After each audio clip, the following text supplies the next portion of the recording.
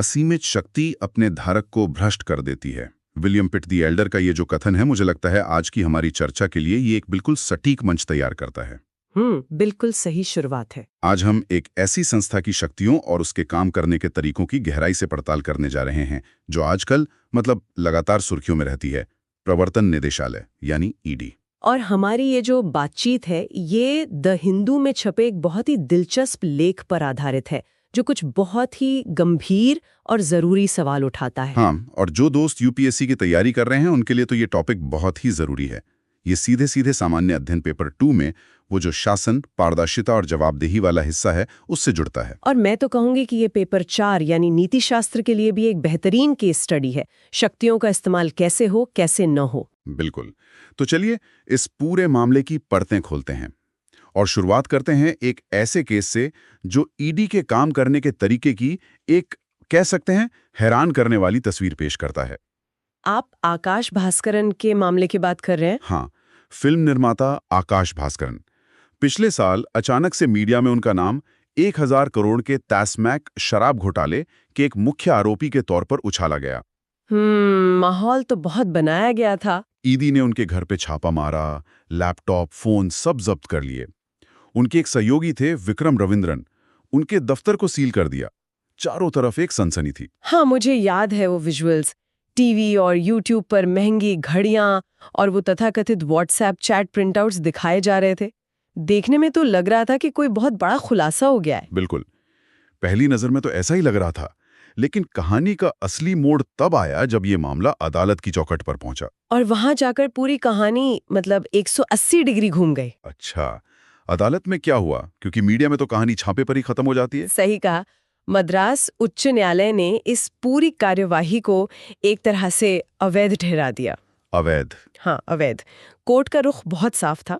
उन्होंने कहा कि ईडी के पास इस बात की कोई भी विश्वसनीय जानकारी या सबूत था ही नहीं जिससे आकाश भास्करन या विक्रम रविंद्रन को किसी भी अनुसूचित अपराध यानी प्रेडिकेट ऑफेंस से जोड़ा जा सके। एक मिनट, इसका मतलब ये हुआ कि जिस कथित घोटाले के लिए ये सब हो रहा था उससे इन लोगों का कोई सीधा लिंक ईडी साबित ही नहीं कर पाई? कोर्ट के अनुसार बिल्कुल नहीं।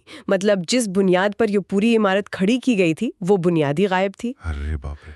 और इसीलिए कोर्ट ने न सिर्फ ईडी को जब्त किया हुआ सारा सामान लौटाने का आदेश दिया, बल्कि ये भी साफ किया कि जब कोई मुख्य अपराधी नहीं है तो एजेंसी के पास न तो परिसर सील करने का कोई अधिकार था और न ही समन जारी करने का। ये तो एजेंसी के लिए एक बहुत बड़ी फटकार हुई है ना।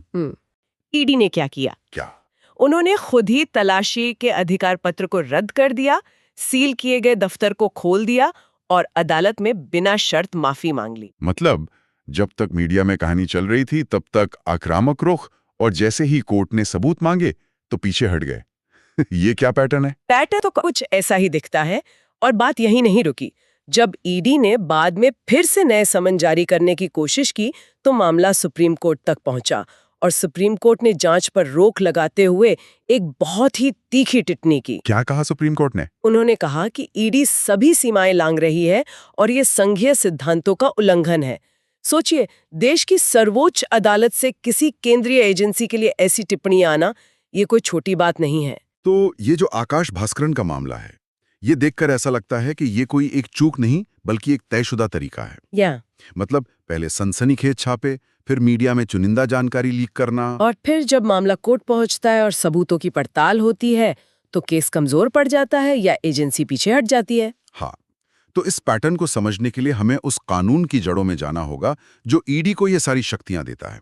धन शोधन निवारण अधिनियम, पीएमएलए 2002। बिल्कुल।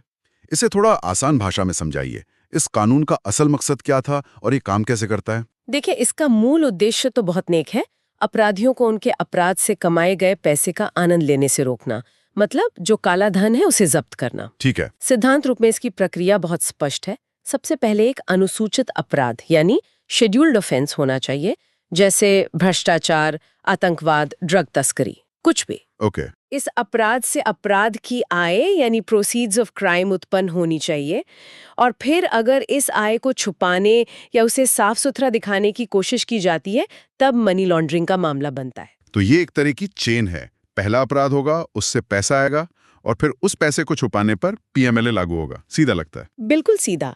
लेकिन लेख के अनुसार व्यवहार में ईडी ने कई बार इस तर्क को उल्टा कर दिया है। उल्टा? वो कैसे? ऐसा लगता है कि एजेंसी अक्सर पहले मनी लॉन्ड्रिंग की जांच शुरू कर देती है, ये मानकर कि कहीं ना कहीं कोई वित्तीय गड़बड़ी है, और फिर उस जांच को सही ठहराने के लिए एक मुख्य अपराध यानी प्रेडिकेट ऑफेंस ढूंढने की कोशिश करती है। अच्छा, मतलब पहले एक्शन, फिर उसके लिए कारण ढूंढना। एक तरह से हाँ। और इसी प्रक्रिया को अंजाम देने के लिए ईडी के पास जो शक्तियां हैं वो असाधारण है। हाँ, इन शक्तियों पर बात करना बहुत जरूरी है, क्योंकि यही तो पूरी बहस का केंद्र है। यही सबसे बड़ी चिंता का विषय है। पीएमएलए के कुछ प्रावधान इसे ऐसी शक्तियां देते हैं जो सामान्य आपराधिक कानूनों में नहीं मिलती। मिसाल के तौर पर धारा 50 को लीजिए। क्या है इसमें? इसके तहत ईडी किसी भी व्यक्ति को समन भेजकर बुला सकती है और शपथ दिलाकर उसका बयान दर्ज कर सकती है। रुकिए, इसमें असाधारण क्या है? दूसरी एजेंसियां भी तो बयान दर्ज करती हैं। असाधारण ये है कि ईडी यह बताने के लिए बाध्य नहीं है कि जिस व्यक्ति को बुलाया गया है वो एक गवाह है या आरोपी। क्या? हाँ, जरा सोचिए, आपको एक समन मिलता है, आप एक अधिकारी के सामने बैठे हैं और आपको पता ही नहीं कि आपसे जानकारी ली जा रही है या आपके ही खिलाफ सबूत इकट्ठा किए जा रहे हैं। ये एक बहुत बड़ा मनोवैज्ञानिक दबाव बनाता है। ये तो वाकई बहुत अजीब स्थिति है। मतलब व्यक्ति को पता ही नहीं कि वो किस हैसियत से वहां मौजूद है। और दूसरी शक्तियां? फिर है धारा 17, जो किसी भी संपत्ति की तलाशी लेने और उसे जब्त करने की बहुत व्यापक शक्ति देती है। और सबसे कठोर है धारा 19। उसमें क्या है? इसके तहत ईडी का कोई भी अधिकृत अधिकारी किसी भी व्यक्ति को बिना वारंट के गिरफ्तार कर सकता है, सिर्फ अपने विश्वास करने के कारण यानी रीजन टू बिलीव के आधार पर। ये एक बहुत ही व्यक्तिपरक मतलब सब्जेक्टिव आधार है। और गिरफ्तारी के बाद जमानत का क्या? हमने सुना है कि पीएमएलए के मामलों में जमानत मिलना मतलब लगभग नामुमकिन होता है। आपने बिल्कुल सही सुना है। पीएमएलए के तहत जमानत की शर्तें इतनी सख्त हैं कि वो निर्दोषता की धारणा के सिद्धांत को ही उलट देती हैं। सामान्य कानून में अभियोजन पक्ष को आपका अपराध साबित करना होता है। हाँ। यहाँ जमानत पाने के लिए आरोपी को अदालत को ये यकीन दिलाना पड़ता है कि उसने अपराध नहीं किया है। ये लगभग असंभव काम है, खासकर जब जांच शुरुआती दौर में हो। तो ये सारी कठोर शक्तियां, बिना बताए बयान लेना, व्यक्तिपरक आधार पर गिरफ्तारी और नामुमकिन जमानत, इन सब के पीछे मूल तर्क क्या था? क्या ये आतंकवाद या संगठित अपराध जैसे बड़े खतरों के लिए नहीं थी? बिल्कुल, इन शक्तियों को बनाने के पीछे का विचार यही था कि इन्हें आतंक के वित्त पोषण, ड्रग कार्टेल या बड़े पैमाने पर संगठित अपराध जैसे गंभीर मामलों में बहुत संयम से इस्तेमाल किया जाएगा। लेकिन लेख आरोप लगाता है कि अब इनका इस्तेमाल धड़ल्ले से हो रहा है और कई बार ये राजनीतिक डराने धमकाने का हथियार बनती दिख रही हैं। तो जब इतनी असीमित शक्तियां हों तो उनके दुरुपयोग की आशंका भी बढ़ जाती है। क्या स्रोत इस बारे में कुछ बताते हैं कि इन शक्तियों का दुरुपयोग कैसे हो रहा है? हाँ, लेख में कई उदाहरण हैं, जैसे असहयोग यानी नॉन कोऑपरेशन, जैसे अस्पष्ट आधार पर गिरफ्तारियां की जाती हैं। अब ये असहयोग का क्या मतलब है? कई बार इसका मतलब सिर्फ इतना होता है कि व्यक्ति एजेंसी की कहानी या थ्योरी का समर्थन करने से इनकार कर रहा है। इसके अलावा जब मामले अदालत में टिक नहीं पाते और आरोपी बरी भी हो जाता है, तब भी ईडी द्वारा जब्त की गई संपत्तियों को सालों तक नहीं छोड़ा जाता। ये एक तरह से सजा देने का ही तरीका बन जाता है, भले ही कानूनी प्रक्रिया कुछ भी कहे। और यहाँ विजय मदन लाल चौधरी बनाम भारत संघ मामले का भी जिक्र आता है, जिसने इन प्रावधानों को सही ठहराया था। हाँ, 2022 में सुप्रीम कोर्ट ने इस मामले में पीएमएलए के इन कड़े प्रावधानों को बरकरार रखा था, जिसने ईडी को और भी मजबूती दी। लेकिन ये ध्यान रखना जरूरी है कि वो फैसला खुद अब समीक्षा के अधीन है, जिस पर अभी तक कोई विस्तृत सुनवाई नहीं हुई है। तो एक तरह से नागरिकों के अधिकार एक कानूनी अधर में लटके हुए हैं। जब एक एजेंसी के पास इतनी शक्तियां हों और उस पर इतने गंभीर आरोप लग रहे हों, तो उसकी अपनी आंतरिक विश्वसनीयता और अखंडता पर भी सवाल उठना लाजमी है। क्या एजेंसी के भीतर भी भ्रष्टाचार के मामले सामने आए हैं? दुर्भाग्य से हाँ, और लेख में दिए गए उदाहरण बहुत परेशान करने वाले हैं। जैसे कि नवंबर 2023 में राजस्थान में एक ईडी अधिकारी को एक चिट फंड मामले को कमजोर करने के लिए रिश्वत लेते हुए गिरफ्तार किया गया। अच्छा। उसके ठीक अगले महीने दिसंबर 2023 में तमिलनाडु के मदुरई में एक और अधिकारी को एक बंद हो चुके मामले को रफा दफा करने के लिए पैसे की मांग करते हुए रंगे हाथ पकड़ा गया। ये तो बहुत गंभीर है। ये तो बाढ़ ही खेत को खाए वाली बात हो गई। बिल्कुल, और स्रोत इस पैटर्न को उजागर करने के लिए कुछ भविष्य के काल्पनिक उदाहरण भी देता है, ताकि ये बताया जा सके कि ये कोई अनोखी घटना नहीं है। हर बार पैटर्न वही है, गिरफ्तारी होती है, निलंबन आदेश और प्रेस बयान जारी होते हैं, लेकिन कोई गहरा संस्थागत सुधार होता नहीं दिखता। और राजनीतिक दुरुपयोग के आरोपों का क्या? पश्चिम बंगाल और तमिलनाडु के मामले भी काफी चर्चा में रहे। हाँ, लेख उन मामलों को राजनीतिकरण के स्पष्ट उदाहरण के तौर पर पेश करता है। पश्चिम बंगाल में राज्य चुनावों से ठीक पहले राजनीतिक रणनीतिकार की कंपनी आईपैक पर छापे मारे गए और मुख्यमंत्री के रिश्तेदारों के खिलाफ कानूनी कार्रवाई की गई। इसे ठोस सबूतों से ज्यादा नाटकीयता पर आधारित बताया गया। इसी मामले में सुनवाई के दौरान सुप्रीम कोर्ट की न्यायमूर्ति बीवी नागरत्ना के अनुच्छेद 32 के दुरुपयोग पर की गई टिप्पणी भी ईडी के दोहरे मापदंड की ओर इशारा करती है। और तमिलनाडु वाला मामला जब पत्र लीक हुए थे, वो क्या था? तमिलनाडु में राज्य के एक मंत्री के नेहरू के बारे में ईडी द्वारा राज्य के डीजीपी को लिखे गए 2 गोपनीय पत्र मीडिया में लीक हो गए। हाँ, और समझने वाली बात यह है कि ये पत्र किसी जांच का नतीजा या निष्कर्ष नहीं थे, ये महज सिफारिशें थीं। लेकिन इन्हें लीक करने का मकसद साफ था, सार्वजनिक रूप से संदेह का बीज बोना, राजनीतिक दबाव बनाना और व्यक्ति की प्रतिष्ठा को नुकसान पहुंचाना। तो मतलब आरोप बाद में टिके या ना टिके, लेकिन नुकसान तो हो गया। बिल्कुल, यहाँ प्रक्रिया ही सजा है वाली बात सच होती दिखती है। ठीक है, तो हमने एक चौंकाने वाला केस देखा, ईडी की असाधारण शक्तियों को समझा और उनके दुरुपयोग और राजनीतिकरण के आरोपों की पड़ताल की। इस सब का कुल मिलाकर क्या मतलब निकलता है? इस पूरी स्थिति से क्या सबक लिए जा सकते हैं? लेख इस पूरे विश्लेषण से 4 बहुत ही महत्वपूर्ण निष्कर्ष निकालता है। पहला, मीडिया को आत्मनिरीक्षण करने की सख्त जरूरत है। मतलब सिर्फ एजेंसी द्वारा दी गई जानकारी को जस का तस रिपोर्ट ना करें। उससे कहीं ज्यादा आरोपों को बिना पुष्टि के रिपोर्ट करना, खासकर जब वो चुनिंदा लीक्स पर आधारित हो, तो ये मिली भगत के बराबर है।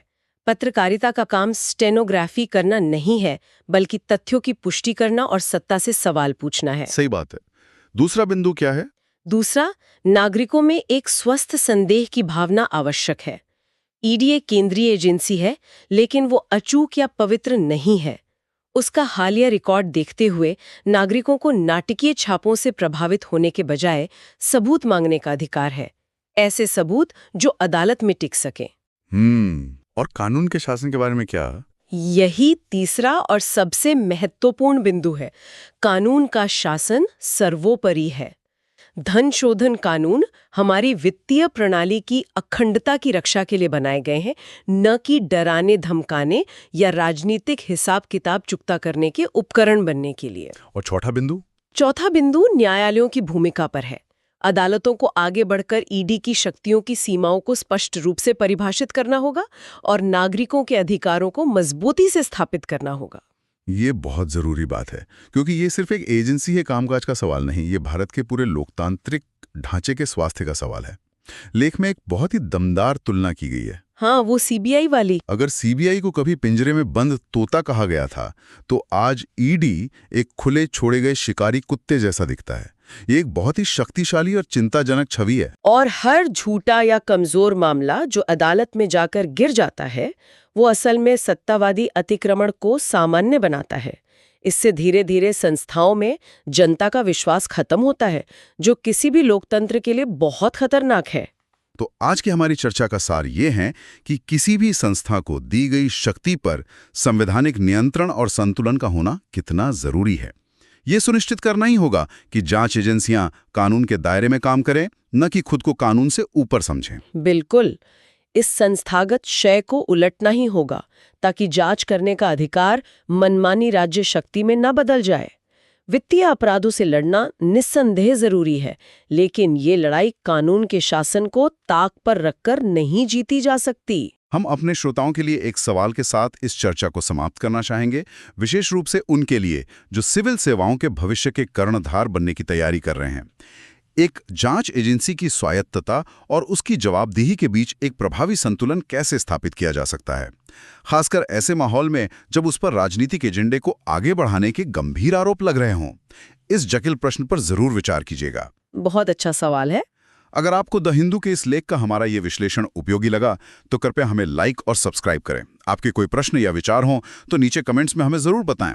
अगली बार फिर मिलेंगे एक नए विषय की गहरी पड़ताल के साथ।